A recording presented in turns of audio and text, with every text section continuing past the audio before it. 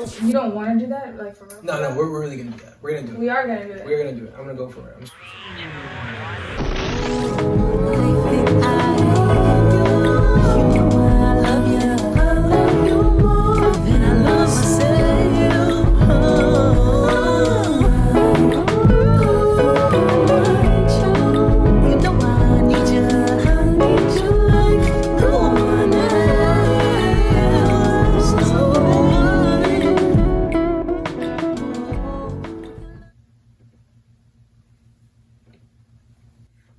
Welcome. We're the Luvans. My name is Gabriel, and this is Brittany. And we are celebrating 3 years. 3 years! Oh my goodness, 3 years. Wonderful, blissful marriage. And we really wanted to just share with you a bit of ourselves and our journey, and kind of memorialize like what we've learned, even in this time. Why don't you share how we met, baby?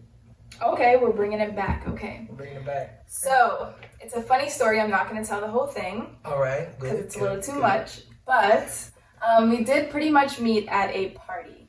And the moment, I'll say, of when I knew Gabe was the one was when he went off dancing to the Dougie. And I was like, oh, okay. Yeah, that's him.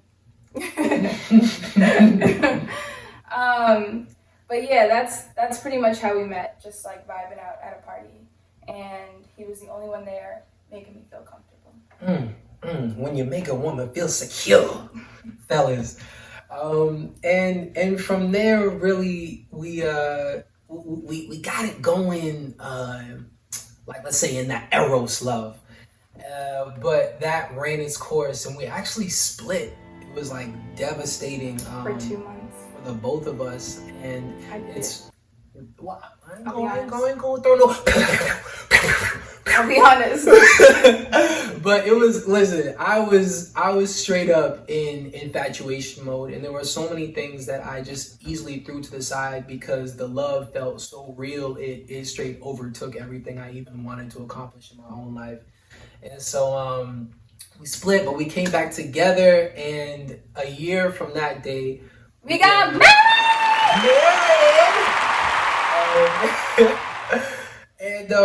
And it's been a journey since. It's been a journey. Yes. Like, but we wanted to share. Absolutely, baby. Mm-hmm. We wanted to share 5 pillars of, you know, what we found important in our relationship and from what we experienced. And I think Brittany got the first one. I do. You do, baby. I do. Yes. Okay. So the first topic we really wanted to dive into, it's heavy. We're like going straight into the heaviness. Straight for it. But it's super important because although these past 3 years have been beautiful and honestly blissful for me, like my life has never been this good. I've been everything to my woman. Everything, baby. But yeah, he has been a lot of things. I wouldn't say everything because not everybody can be everything, or anybody can be. Yeah. Anyway, we had to learn how to be vulnerable and transparent with each other. So that's the heavy topic we're going to go into is transparency. I had to learn it even before we got married, how to open up to him and be myself to him in order for us to even understand each other and work in a relationship. Actually, the 2 months that we weren't together was because I was scared to get vulnerable. I pushed him away because I was scared. So there's that. It's very scary, and I know a lot of people watching will be able to relate that it's even hard to be transparent with yourself and be honest and just to be real with yourself and call yourself out. I know it's very hard for me. So to share my deepest, darkest secrets with him and just like spill it all out was very hard. But even before we got married, I knew that it was important. It's actually something I wrote down on a list of what I wanted in a husband, to be romantic, Anya.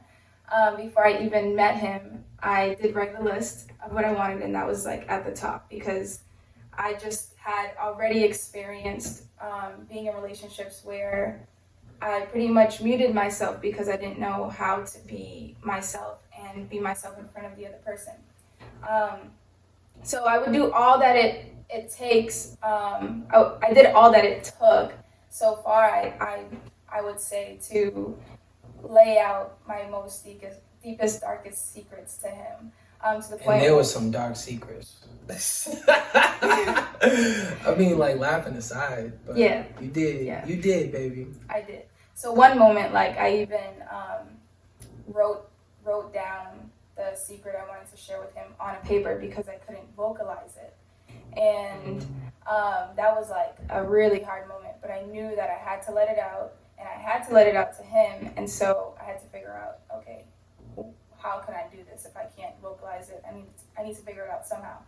And I shared that that moment because there's moments like that to this day that we go through where it's hard to talk about things, especially like as we've been learning each other more over the past 3 years.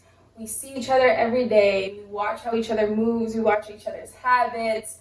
All of our flaws and everything. So we can easily see where each other falls short, and so a lot of the things you don't even have to tell the other person. They see it, like they see it day in and day out. But in order to address it and grow from those places or grow out of those places, you gotta say it out loud and vocalize it and come to a mutual understanding of what that is, where it's come from, and what to do about it. And so, I'm sure you can guess it has not been easy at all. And, we practice that with each other by just fostering honesty. Listen, like my first year of marriage was a little messy on my part. I mean, I definitely catered to and honored our relationship, but I toted the line in some very real ways. I might as well get into it. Like one of the things that I struggled with early in our marriage was pornography, and actually allowing that into our space. I mean, not our space, but literally our home, because I'm watching it in our home, and it definitely. I think the thing that it messed up the most was I had less patience, and I was less tender with meeting the broken places in Brittany. So the places where she was willing to be transparent about, I didn't meet it always with the grace that God gives us, and it took me a while to get through that, but I'm gonna cover the rest of that in another section. But the next thing that we really wanted to touch was being an advocate for the giftings in each other. So we're both very creative people. I sing, she dances, among other things. I mean, I forget that you draw. You be showing me new beautiful things about you, that was in the woodwork. I'm like, oh, she's like, yeah, I did that since I was 7. I'm like, oh, okay, right. But one thing that we learned is that romance thrives in an environment where you can support each other's creative interests, and it's a very vulnerable space because I care about my art. I care about it. I cared about it the most until I met Brittany. You know what I'm saying? Now I care about my wife more than my art, but it was to that level. And so because I cared so much, and I've been devoted to this practice, within myself, it's easy to be sensitive enough to just not allow the other person to be privy to your entire process. And so it was in me learning how to open up in that respect that we had way more romantic situations than I could have or way more that organically happened. Yeah. It's crazy because you got to give your partner the opportunity to or to surprise you, and in the things that you care about, like deeply, especially like creative interests. That those are some inroads to deep felt emotions and deep bonding. And so it's like she's had equivalent experiences with allowing me to help her with choreo and dance. And he actually came up with choreo. I was very surprised, but it was good, and it did help me to finish up my choreo that I just couldn't finish because I had a block. And I asked him hesitantly, but he came through. I came through. One of the biggest things that got in the way of me being like really an advocate as far as like her giftings was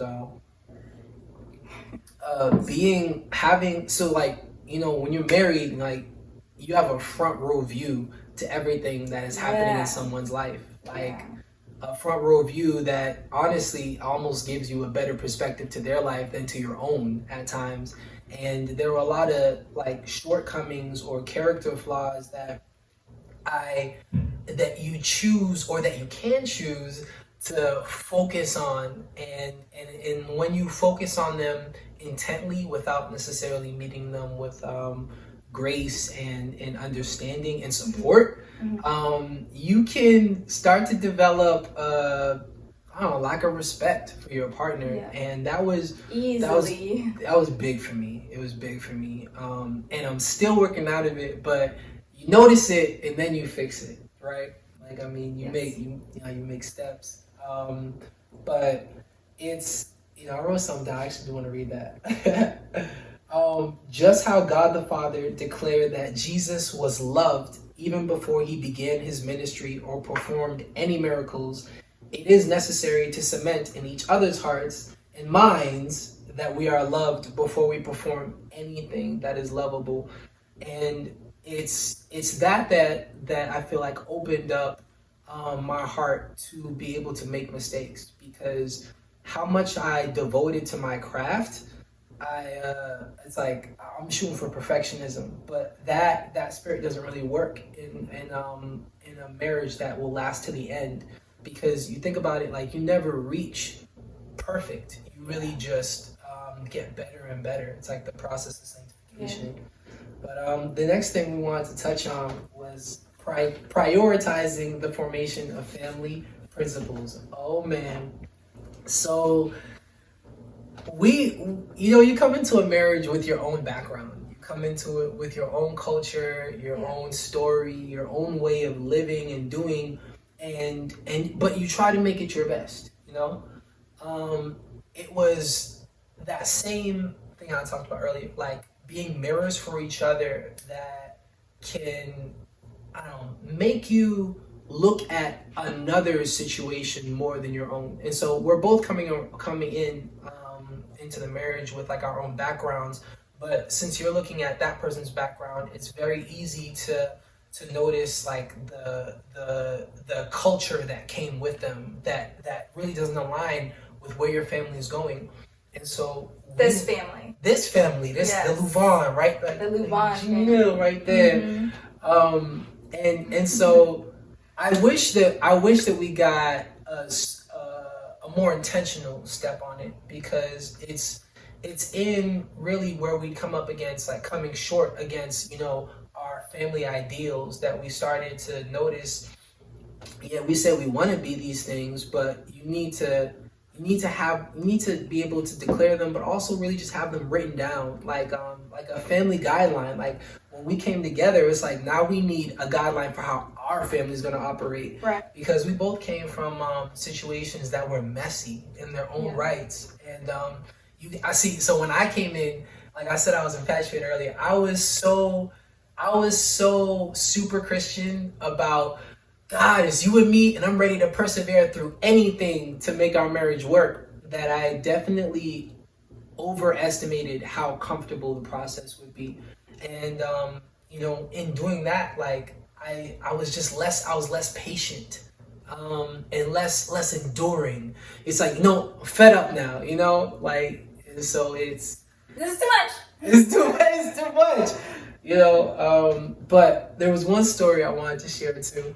So I've gotten out of it, but I used to be like the father figure in our marriage, where I'm like, I'm gonna show you how to grow up, daughter, and that was messy in of its own self, because like, you know, I can be hypocritical. But there was this one time where I had something good to say to your girl.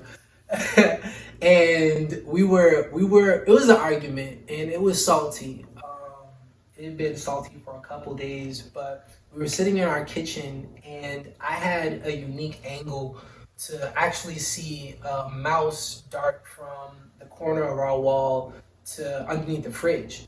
And she wasn't looking, so she didn't see. We were both like still heated about the situation, and so, but like, we were talking. But right, yeah. But like a pest problem is like, okay, no, let's come together. We both realize that this thing has serious potential to do damage. Yeah. And it was in her trusting what I saw that she didn't have the angle of seeing, that we came together like within like 2 minutes to like rearrange like one that like we weren't even using. And strategically put it there, and that thing was caught in like 3 minutes. We only had one here. We literally only had one. But like, when you work with God in timing and trust each other, you don't need an excessive amount of firepower. You really just need to respond when the cue comes. And it was in us just like witnessing that we developed a deeper faith for each other's perspectives, and being able to trust each other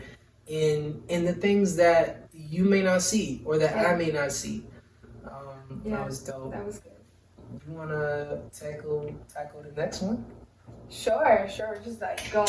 We're going. Into them. Okay, so the next one we want to talk about is filling your village. So this includes family, it includes friends, it includes counselors, leaders, and all of the above, literally above. Because we need guidance. Like, we definitely need guidance, and this is another important topic that we wanted to talk about, because we knew from the start we couldn't do it alone. I mean, we did not do anything alone from the start. Every year that has passed, we realized that even more. You know, I spoke earlier about transparency and how hard that is to be vulnerable. And although I feel like our communication is great and it has gotten better, there's just some things that we're not ready to talk about, or it just feels uncomfortable to talk about in that moment. Don't get in that good argument.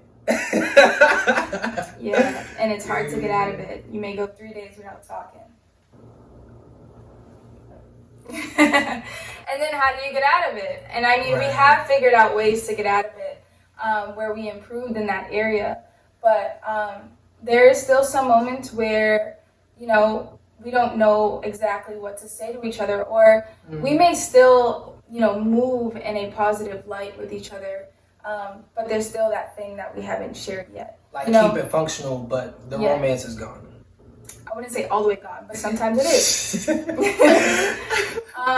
But yeah, so recent example was Gabe was experiencing a challenge, and he hadn't shared it with me yet, and I didn't know what to ask him. I mean, I did ask him questions, but at a point I ran out of questions. I don't know how to get this out of you, you know? Right, and this isn't necessarily even related to our marriage. I'm just like going through with some. Alright, so yeah, keep going. Sorry. Are you? All right. And one of our really good brothers called him and you know, asking you. Yo, shout out Justin Reed, bro. Yes, it was Justin Reed. Yeah. Thank you, brother. He has helped so many times where we're in a rut and we don't know how to get through it or what to say to each other. And Justin comes in with the questions to Gabe. 1 second. Okay, Gabe, I'll wait. 1 second.